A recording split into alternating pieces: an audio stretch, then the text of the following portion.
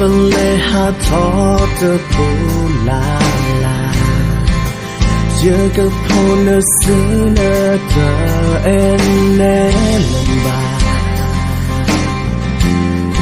mình lờ mơ như khô giờ tơ na bơ ta kết thô phá đi lệ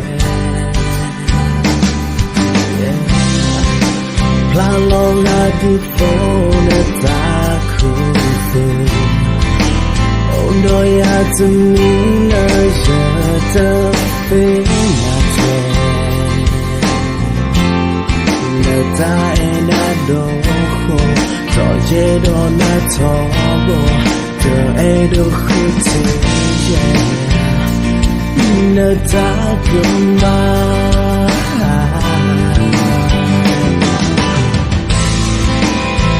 sự ấm lo dừng và lưu thuê một ta mà thuê người ta đã ta khi thì nơi ta ở sở tư khá mà bác hồi ta đâu mà lo xa như ta em đã nên na hua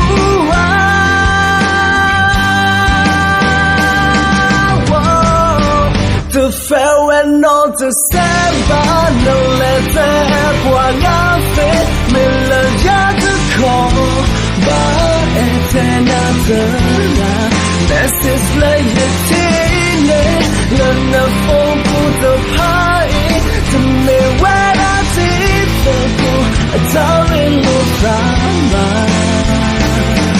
no me ma đi ta bơ sa ba ta khi ra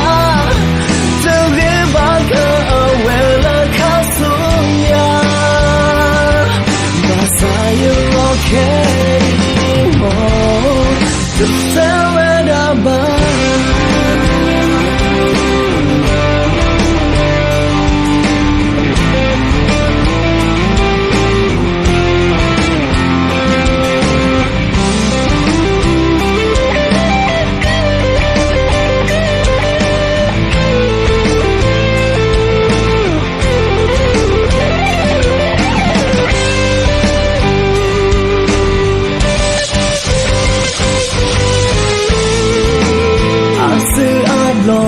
Dương và lưu thuê nước ta mà thuê nước ta bá ta khi thế nên ta ở sở tư khá mà bao khối ta đâu mà lo xa như ta na na hua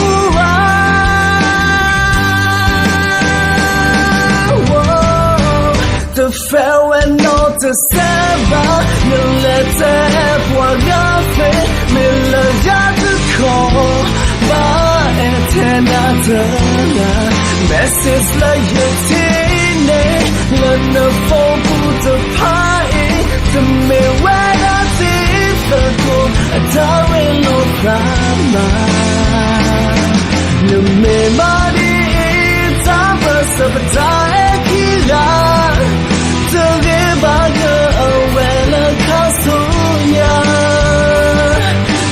are you okay? The farewell goodbye. T gọi chưa tin nhá. Qua YouTube lô qua tí message lên là giờ message lên đôi nghe ta có tu lên năm mai giờ mà ba giờ tin nhá. Ta em là những giá từ mình lỡ của phép. Ta em chỉ hiện nã từ mình lỡ là khen. Dù một chỉ lo cả cho lúc lỡ ba thế. Để ra người đánh giá người em lên cho khen. Hey ya, lấy ba thuê bộ gà ta em. Từ mình nhà từ gà lớn ná. Lúc ba phê được ra lời giá. Gặp bà em sẽ đã nà là lúc nhà từ mi là lo khi từ mi loyalty từ hết to honestly từ ta to I love you là message từ mình là yêu của nó ghi ta em là thực tế là em là thực tế